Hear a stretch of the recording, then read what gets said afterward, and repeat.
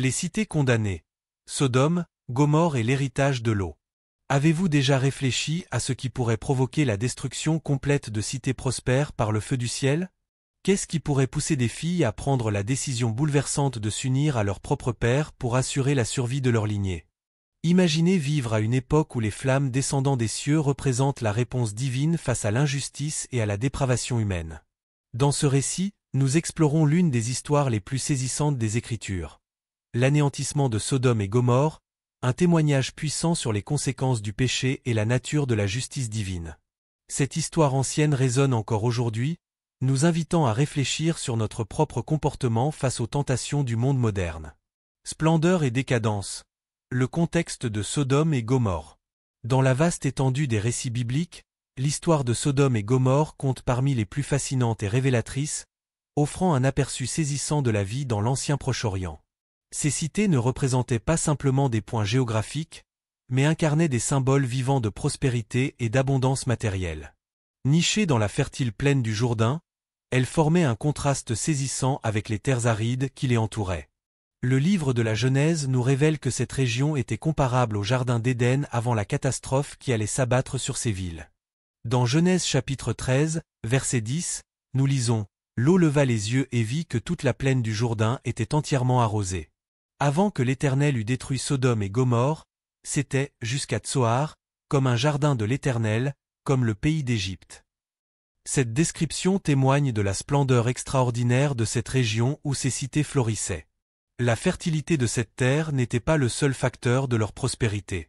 Les habitants avaient développé des compétences remarquables dans la gestion de leurs ressources, établissant des systèmes d'irrigation sophistiqués et des routes commerciales lucratives. Sodome et Gomorrhe étaient réputés pour leur richesse, leur culture raffinée et une ostentation qui rivalisait avec n'importe quelle grande métropole de l'époque. Ces villes constituaient de véritables paradis terrestres où la vie semblait être un festin perpétuel d'abondance. Les habitants jouissaient de confort et de luxe rares pour cette époque ancienne. Les marchés regorgeaient de produits précieux, les demeures étaient ornées de richesses, et une atmosphère de satisfaction matérielle imprégnait la vie quotidienne. Cependant, derrière cette façade d'opulence et de bien-être, des tensions et des conflits couvaient, prêts à éclater au grand jour au fil du récit. Tandis que Sodome et Gomorrhe se distinguaient par leur opulence, il est essentiel de comprendre le contexte historique et géographique qui façonnait ces sociétés. Ces cités étaient situées près de ce qui est aujourd'hui la mer Morte, dans une région qui offrait toutes les conditions nécessaires à l'épanouissement économique et culturel. Les eaux du Jourdain apportaient fertilité à cette terre, permettant une agriculture florissante qui soutenait la population grandissante. La région était également située au carrefour de routes commerciales importantes, reliant l'Égypte à la Mésopotamie. Cette position stratégique favorisait les échanges et la richesse, attirant marchands et voyageurs qui contribuaient à la diversité et à la prospérité des villes. Mais alors que le récit se dévoile, nous découvrons que cette même prospérité est devenue le terreau d'une profonde décadence morale. Dans Genèse chapitre 13, verset 13, la Bible déclare sans ambiguïté « Les gens de Sodome étaient méchants, et de grands pécheurs contre l'Éternel. » Cette simple mais puissante description établit le contraste saisissant entre la bénédiction matérielle dont jouissaient ces villes et leur état spirituel dégradé. Dieu avait accordé à ces cités d'abondantes ressources, mais tandis que leur moralité déclinait, la relation entre prospérité et droiture devenait de plus en plus problématique. Cette tension entre bénédiction matérielle et décadence spirituelle nous invite à réfléchir sur la nature même de la prospérité. Est-elle toujours signe de faveur divine ? Peut-elle parfois devenir un piège qui éloigne de la vertu? Ces questions résonnent non seulement dans l'histoire ancienne de Sodome et Gomorrhe, mais également dans notre monde contemporain où la poursuite de la richesse peut parfois éclipser les valeurs morales fondamentales. Ce sont précisément ces tensions qui préparent le terrain aux événements dramatiques qui vont suivre. Car la prospérité sans vertu, la richesse sans compassion, et l'abondance sans gratitude créent un déséquilibre profond que même la patience divine ne peut tolérer indéfiniment. La Bible nous enseigne clairement que les bénédictions divines impliquent une responsabilité correspondante. Lorsque cette responsabilité est ignorée, le jugement devient inévitable. En comprenant ce contexte, nous commençons à saisir les véritables conséquences de la dégénérescence morale et l'urgente nécessité de réfléchir aux valeurs qui soutiennent la justice et la sainteté. Ces cités, autrefois rayonnantes de prospérité et de richesse, s'étaient plongés dans des pratiques qui choquaient non seulement leurs contemporains, mais également les fidèles de Dieu à travers les âges. Les péchés de Sodome et Gomorrhe, un héritage d'iniquité. Le prophète Ézéchiel décrit l'état de Sodome d'une manière saisissante. Voici quel a été le crime de Sodome, ta sœur. Elle avait de l'orgueil, elle vivait dans l'abondance et dans une insouciante sécurité, elle et ses filles, et elle ne soutenait pas la main du malheureux et de l'indigent. Comme nous le lisons dans Ézéchiel chapitre 16, verset 49, cette liste de péchés révèle une absence de compassion et de justice, traits qui ne pouvaient rester impunis devant Dieu. La Bible dévoile que l'arrogance et le manque de solidarité caractérisaient Sodome et Gomorrhe. Le livre de Jude renforce cette perspective, mentionnant que ces villes sont données en exemple, subissant la peine d'un feu éternel, comme nous pouvons le lire dans Jude verset 7.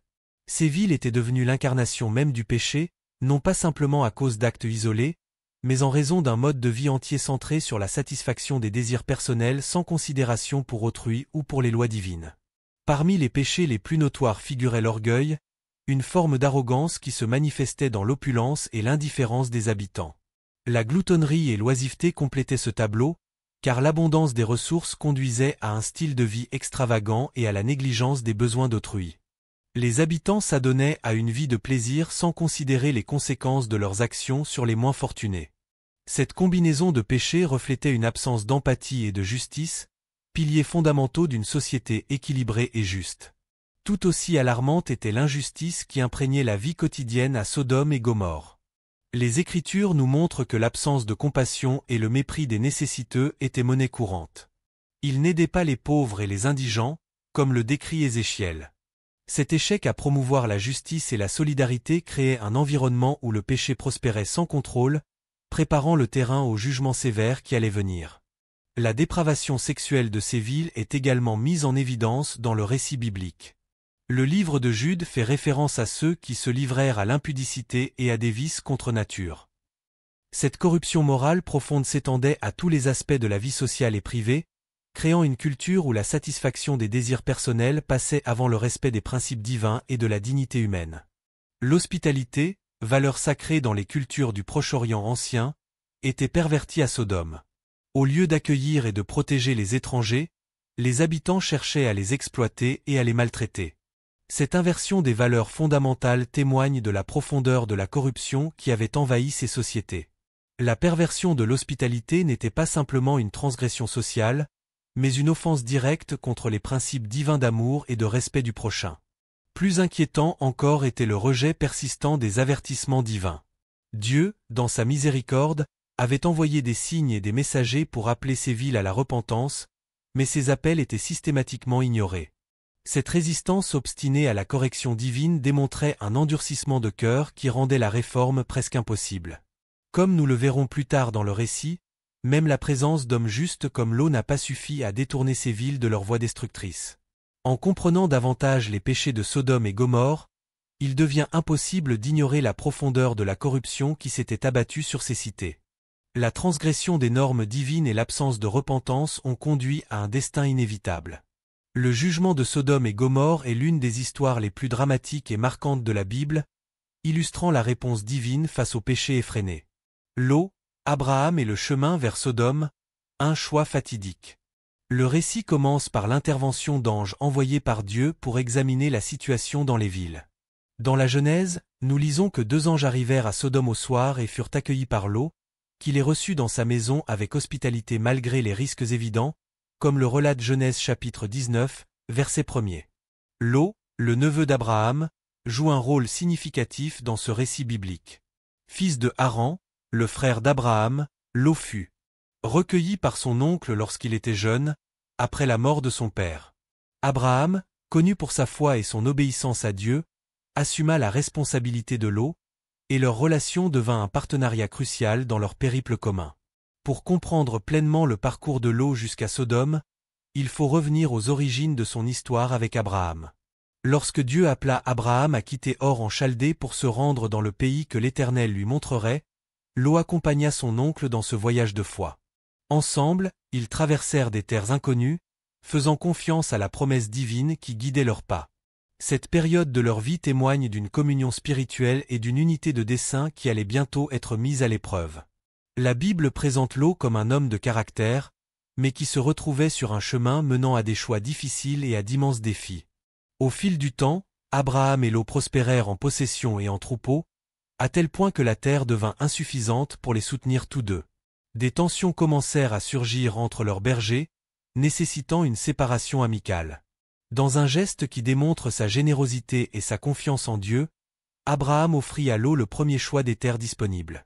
« Si tu vas à gauche, j'irai à droite. Si tu vas à droite, j'irai à gauche », proposa Abraham, comme nous le lisons dans Genèse chapitre 13, verset 9.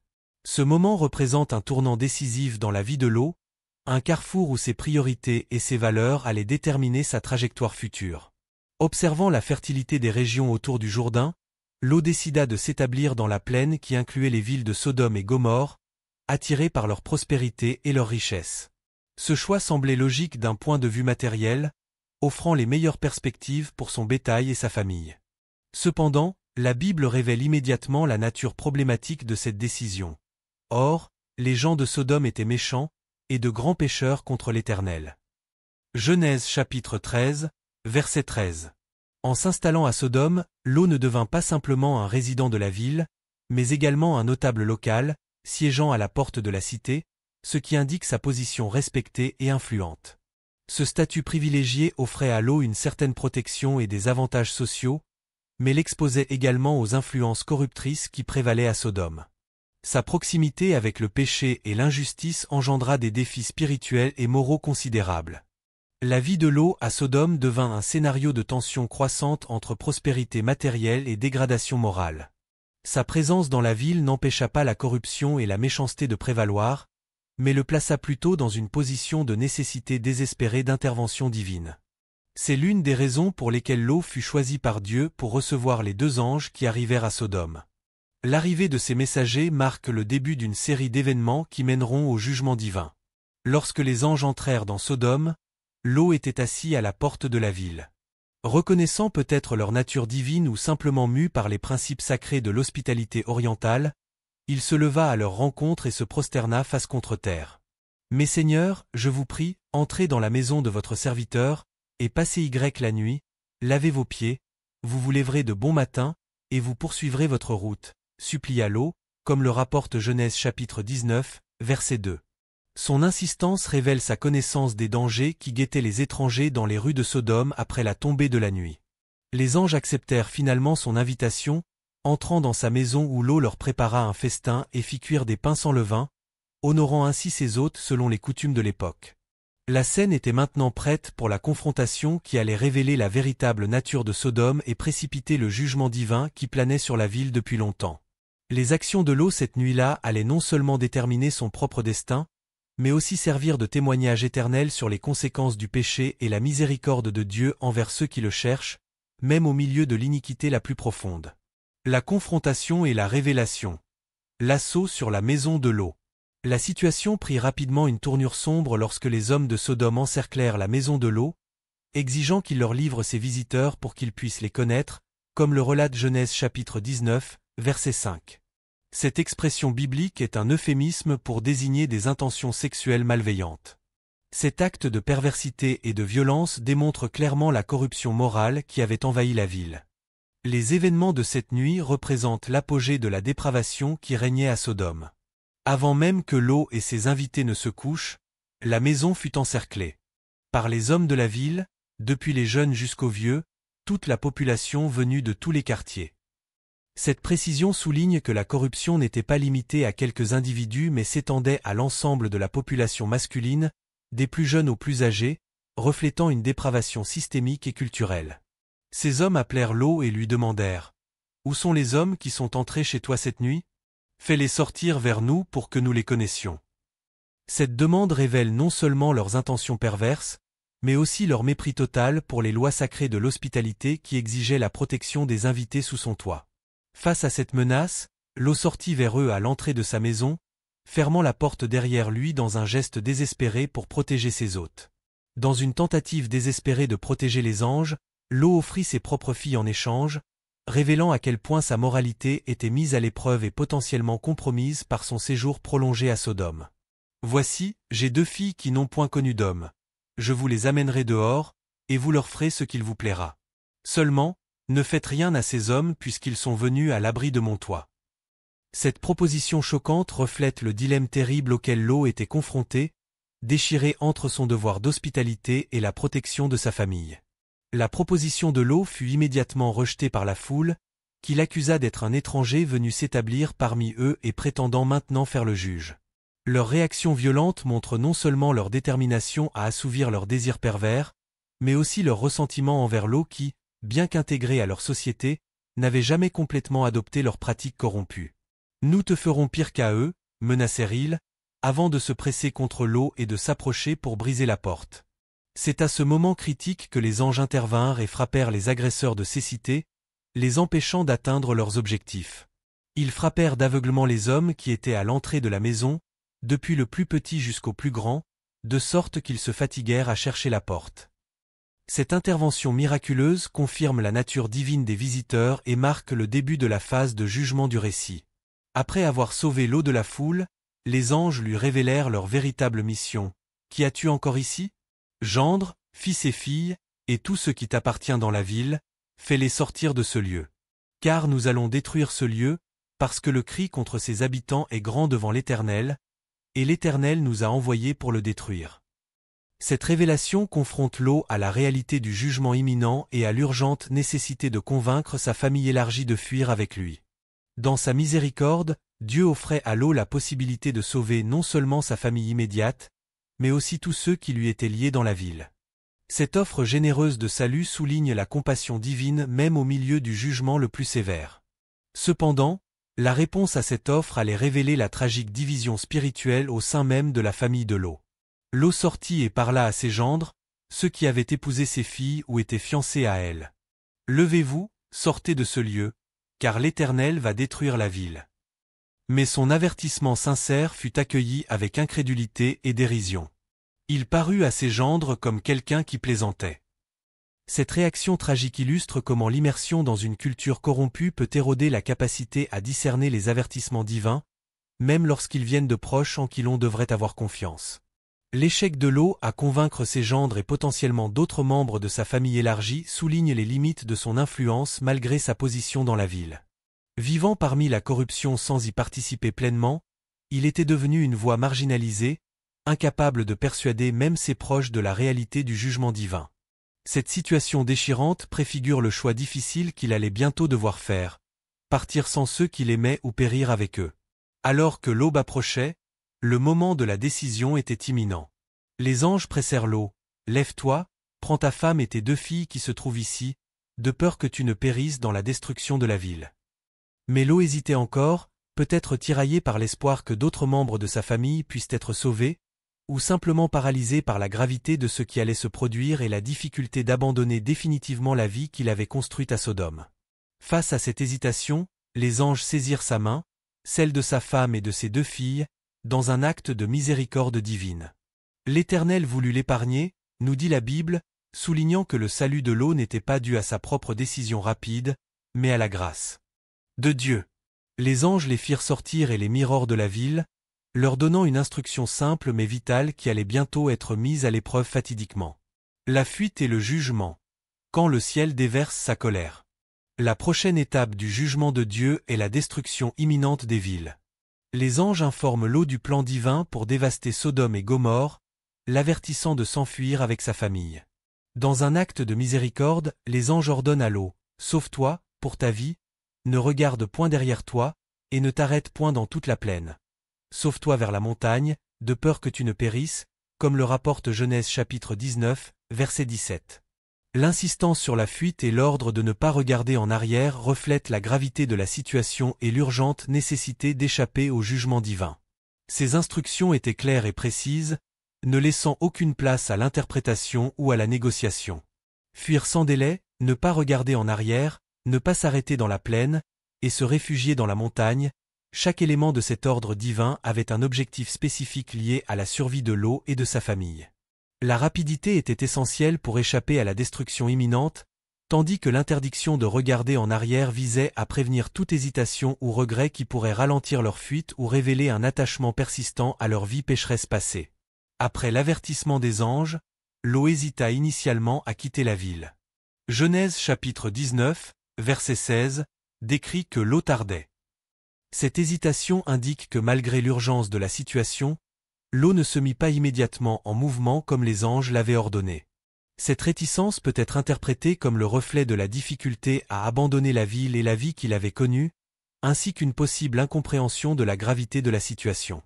L'hésitation de Lot met en lumière la lutte intérieure que vivent souvent les croyants lorsqu'ils sont appelés à abandonner leur confort et leurs attachements mondains pour suivre la volonté divine. Malgré sa connaissance des péchés de Sodome et l'avertissement explicite des messagers célestes, Lot ne pouvait se résoudre à agir promptement, illustrant la puissante emprise que les liens terrestres peuvent exercer même sur ceux qui reconnaissent l'autorité de Dieu.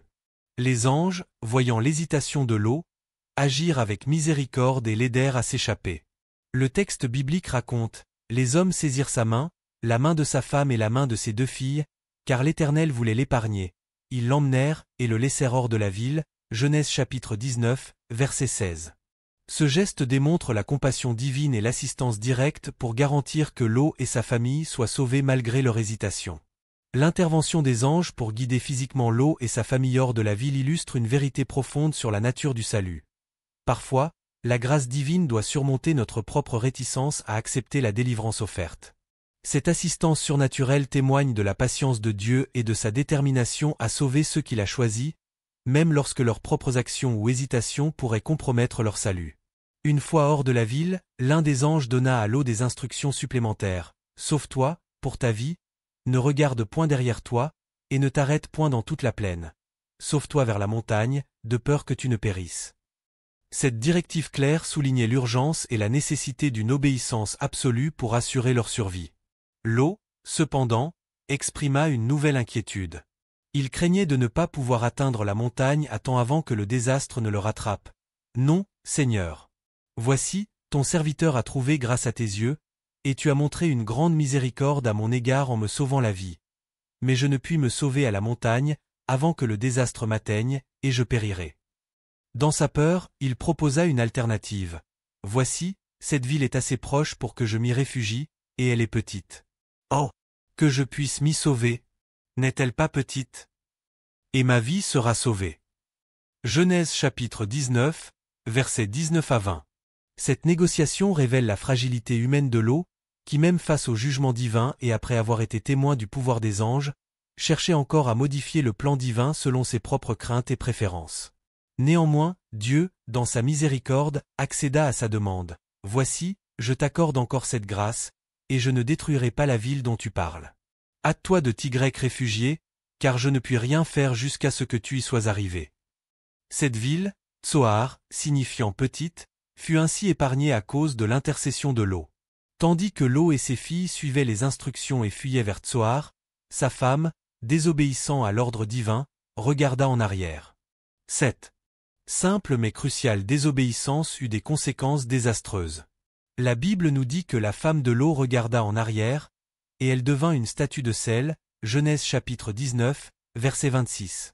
Cette transformation en sel symbolise la condamnation et la permanence du jugement divin sur Sodome et Gomorrhe, reflétant la gravité de ne pas suivre pleinement et obéissamment les commandements divins. L'acte de regarder en arrière n'était pas simplement un mouvement physique, mais représentait un attachement profond et nostalgique à la vie qu'elle laissait derrière elle à Sodome. Ce geste révélait son cœur divisé et son incapacité à abandonner complètement le mode de vie qu'elle avait adopté dans la ville condamnée.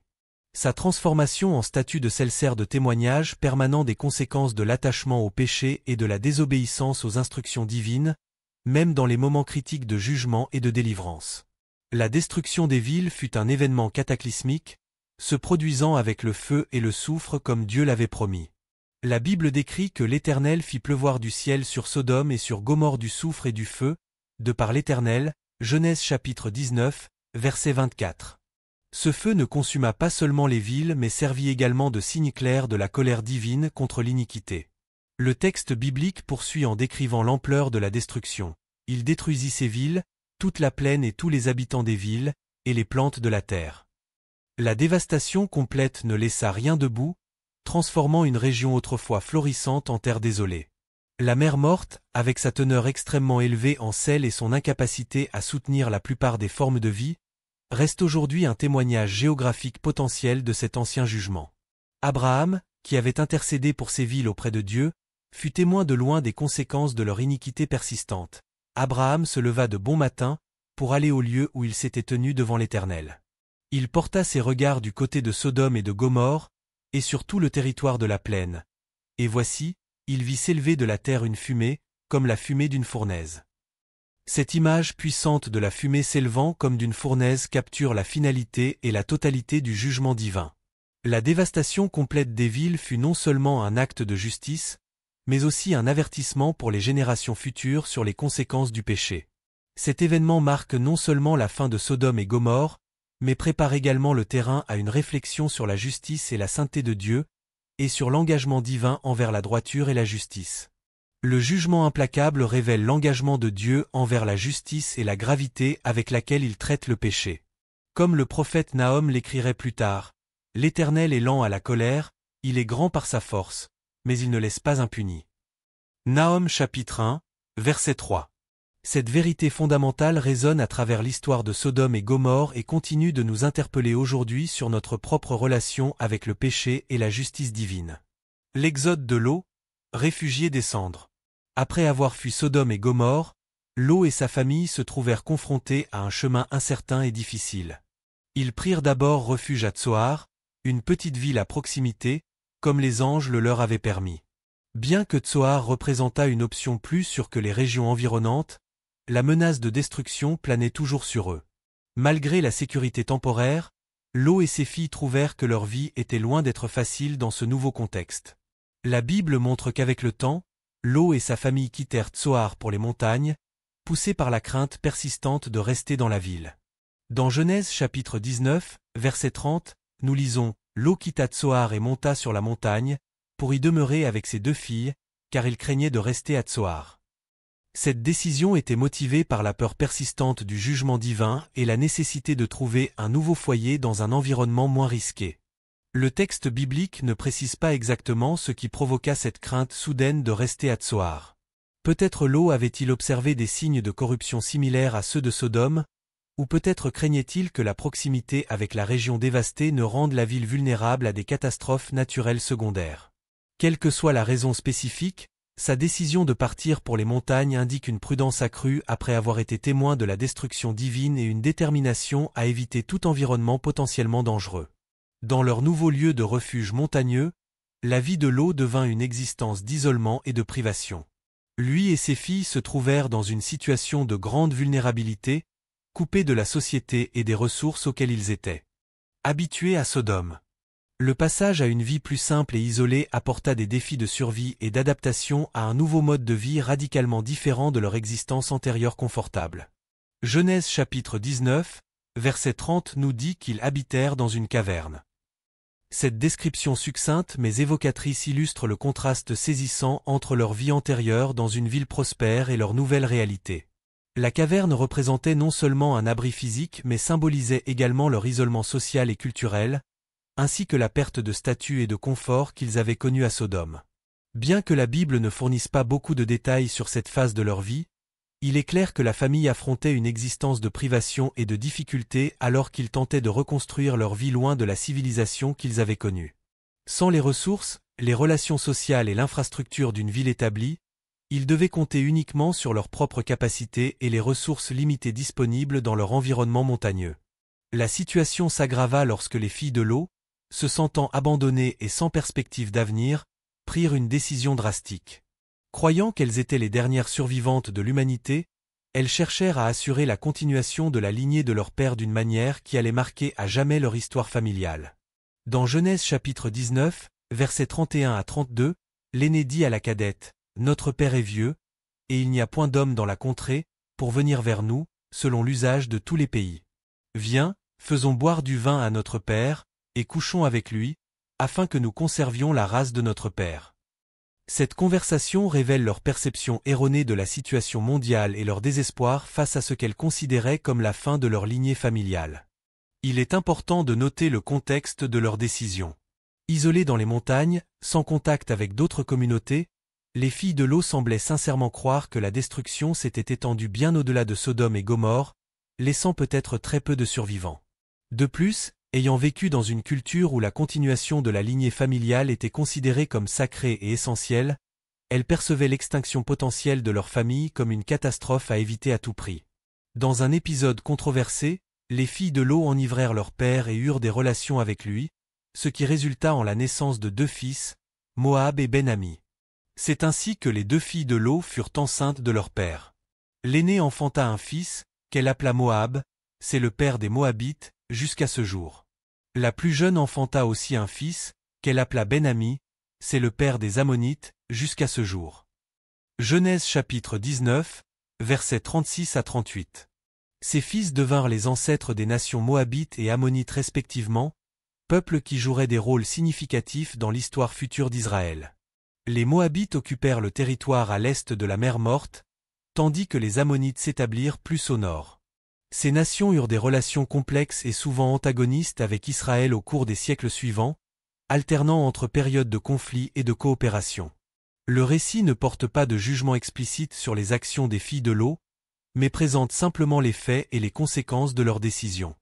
Cependant, le contexte culturel de l'époque aurait certainement considéré de telles relations incestueuses comme profondément problématiques, même dans des circonstances désespérées.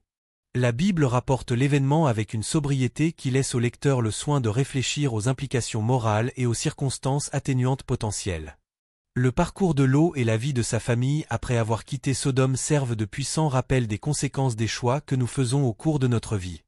Le changement drastique de leur style de vie et les difficultés qu'ils affrontèrent reflètent les complexités de l'existence et l'importance de suivre fidèlement la guidance divine.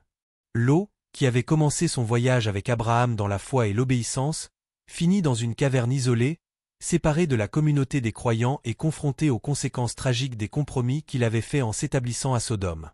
Sa trajectoire sert d'avertissement sur la façon dont les décisions apparemment innocentes, motivées par des considérations matérielles plutôt que spirituelles, peuvent mener à des situations de vie complexes et douloureuses.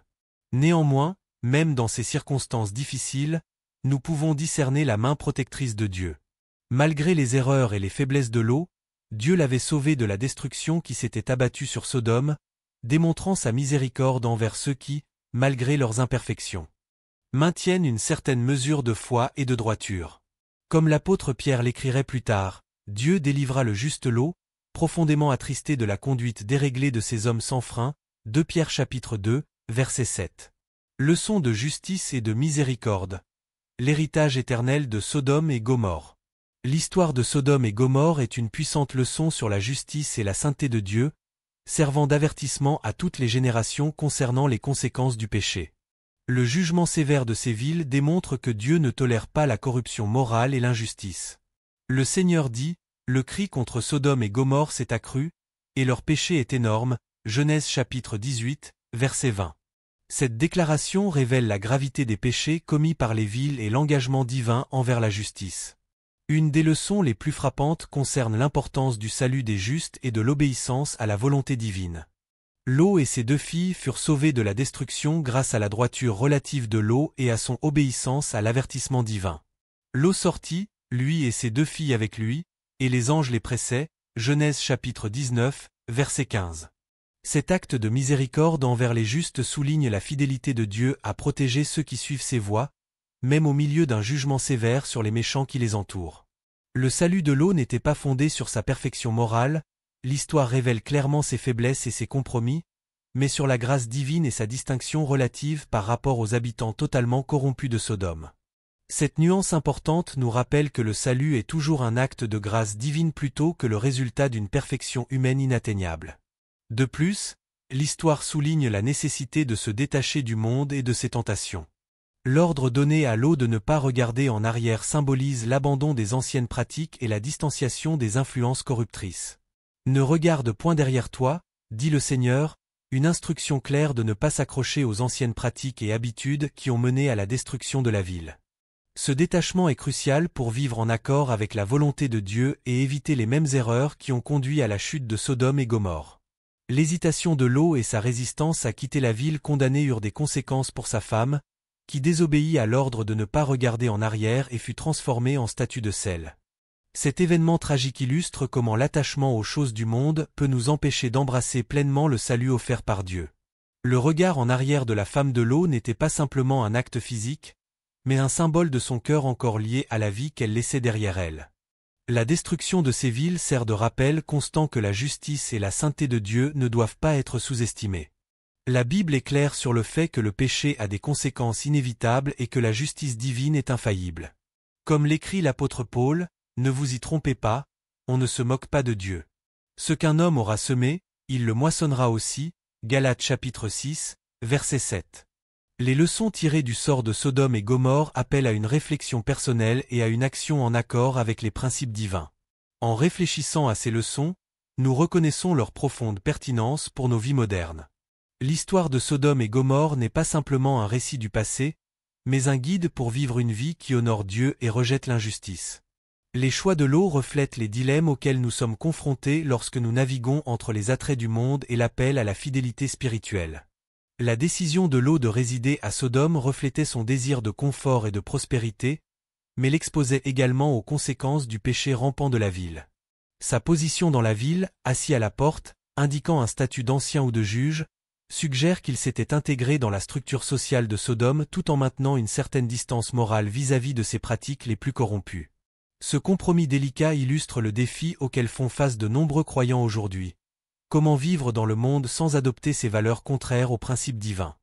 L'histoire illustre également comment nos choix peuvent affecter non seulement nos vies mais aussi celles qui nous entourent. Les décisions de Lot et la tragédie qui s'ensuivit eurent un profond effet sur sa famille et sa propre vie, servant de rappel que nos actions ont des conséquences étendues. Ses gendres, qui ne prirent pas au sérieux son avertissement concernant la destruction imminente, périrent vraisemblablement avec la ville, tandis que sa femme fut perdue à cause de son incapacité à se détacher complètement du passé. Chercher la guidance divine dans toutes nos décisions est crucial pour éviter des erreurs qui peuvent mener à de graves conséquences. Comme le dit le livre des Proverbes, confie-toi en l'Éternel de tout ton cœur, et ne t'appuie pas sur ta sagesse. Reconnais-le dans toutes tes voies, et il aplanira tes sentiers. Proverbes chapitre 3, versets 5 et 6. Cette sagesse intemporelle nous rappelle l'importance de rechercher la direction divine plutôt que de nous fier uniquement à notre compréhension limitée. Dans un monde où la moralité est souvent mise au défi par les normes culturelles, il est crucial de réfléchir à notre manière de vivre et à notre adhésion aux principes de justice et de sainteté. La Bible nous invite à examiner-vous vous-même, pour savoir si vous êtes dans la foi, 2 Corinthiens chapitre 13, verset 5. Cette auto-évaluation honnête nous aide à aligner nos actions sur les valeurs divines et à éviter la corruption morale qui a conduit à la destruction des anciennes cités. La préparation spirituelle implique la prière, l'étude des Écritures et une vie d'obéissance et de sainteté. L'apôtre Paul nous exhorte, « Veillez donc et priez en tout temps, afin que vous ayez la force d'échapper à toutes ces choses qui arriveront, et de paraître debout devant le Fils de l'homme. » Luc chapitre 21, verset 36. Cette vigilance spirituelle nous prépare à faire face aux défis de la vie avec sagesse et fermeté. Le sort final de Lot sert d'avertissement poignant sur les dangers du compromis spirituel. Bien qu'il ait été sauvé de la destruction physique de Sodome, les conséquences de ses choix antérieurs l'ont poursuivi. Sa fin, isolé dans une caverne, veuf, impliqué involontairement dans des relations incestueuses avec ses propres filles, contraste fortement avec l'héritage de son oncle Abraham, qui est devenu le père d'une grande nation et un exemple de foi pour les générations futures. Cependant, même dans cette situation tragique, nous voyons des lueurs de la grâce divine. Les descendants de Lot, les Moabites et les Ammonites, survécurent et prospérèrent en tant que nation. Plus remarquablement, plusieurs générations plus tard, une Moabite nommée Ruth deviendrait l'arrière-grand-mère du roi David et serait incluse dans la lignée messianique de Jésus-Christ. Cette rédemption ultime rappelle que même des situations apparemment irrémédiables peuvent être transformées par la grâce et la providence divine. Conclusion. Le message éternel des cités perdues. L'histoire de Sodome et Gomorrhe reste l'un des récits les plus puissants et instructifs des Écritures. À travers les âges, elle continue de nous interpeller sur des questions fondamentales de moralité, de justice et de miséricorde divine. Le destin de ces cités anciennes n'est pas simplement une chronique historique, mais un miroir qui nous invite à examiner nos propres vies et sociétés à la lumière des principes éternels. En revisitant ce récit dramatique, nous avons vu comment la prospérité matérielle, lorsqu'elle n'est pas accompagnée de justice et de droiture, peut mener à une décadence spirituelle et morale qui invite ultimement le jugement divin. Comme l'a souligné le prophète Ézéchiel, les péchés de Sodome incluaient l'orgueil, l'abondance de nourriture, l'insouciance et le manque de compassion envers les pauvres et les nécessiteux, des tentations qui continuent de défier nos sociétés contemporaines malgré notre sophistication technologique. L'histoire de Lot nous offre un portrait nuancé d'un homme de foi dont les choix, motivés par des considérations matérielles, l'ont placé dans des situations de compromis moral qui ont ultimement affecté toute sa famille. Son parcours nous rappelle que nos décisions quotidiennes, apparemment innocentes, peuvent avoir des conséquences profondes et durables. Comme l'écrit l'apôtre Paul, tout ce qui a été écrit d'avance l'a été pour notre instruction, Romains chapitre 15, verset 4. Les erreurs de Lot, ainsi que sa délivrance miraculeuse, nous enseignent la vigilance spirituelle et l'importance de prioriser les valeurs divines plutôt que les attraits temporaires du monde. Face aux défis moraux de notre époque, l'histoire de Sodome et Gomorrhe nous appelle à une introspection sincère. Quelles sont les valeurs qui guident nos choix personnels et collectifs?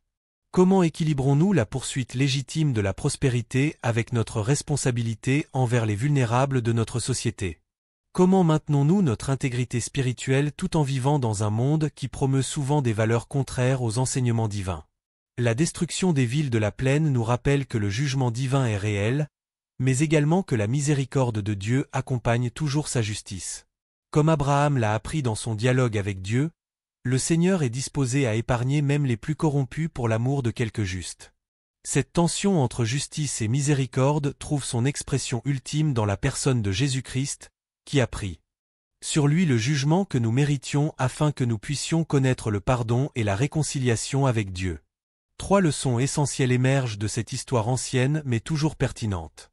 Premièrement, la prospérité matérielle n'est pas nécessairement un signe de la faveur divine, et peut même devenir un piège spirituel si elle n'est pas accompagnée de gratitude, de générosité et de justice. Comme Jésus l'a enseigné, que servirait-il à un homme de gagner tout le monde s'il perdait son âme? Marc chapitre 8, verset 36. Deuxièmement, nos choix concernant notre environnement et nos associations ont un impact profond sur notre santé spirituelle et celle de nos proches. L'immersion progressive de Lot dans la société de Sodome, malgré sa résistance personnelle à ses pratiques les plus corrompues, l'a néanmoins placé dans une position de vulnérabilité spirituelle qui a eu des conséquences tragiques pour sa famille. Troisièmement, la grâce de Dieu peut nous atteindre même dans nos situations les plus désespérées. Malgré ses compromis, Lot a été sauvé par la miséricorde divine, et même de son histoire troublante est issue Ruth, une ancêtre du Messie. Cette rédemption miraculeuse nous rappelle que notre Dieu est celui qui peut faire infiniment au-delà de tout ce que nous demandons ou pensons, Éphésiens chapitre 3, verset 20. Alors que nous concluons notre exploration de cette histoire ancienne mais éternellement pertinente, 3 questions méritent notre réflexion profonde. Comment équilibrons-nous notre engagement dans le monde avec notre appel à la sainteté? Quel regard en arrière nous empêche peut-être d'embrasser pleinement la volonté de Dieu pour nos vies? Et comment pouvons-nous, comme Abraham, intercéder courageusement pour un monde qui s'éloigne rapidement des principes divins? Le message de Sodome et Gomorrhe nous invite non pas au jugement des autres, mais à un examen humble de nos propres cœurs et sociétés. En tant que sel de la terre et lumière du monde, nous sommes appelés à incarner une alternative vivante aux valeurs qui ont mené à la destruction de ces anciennes cités.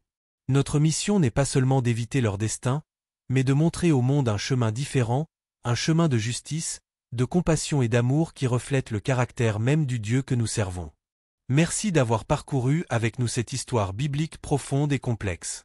Nous vous invitons à partager dans les commentaires vos propres réflexions sur les leçons que vous tirez de ce récit ancien mais toujours pertinent. Comment cette histoire résonne-t-elle dans votre propre vie et dans notre société contemporaine?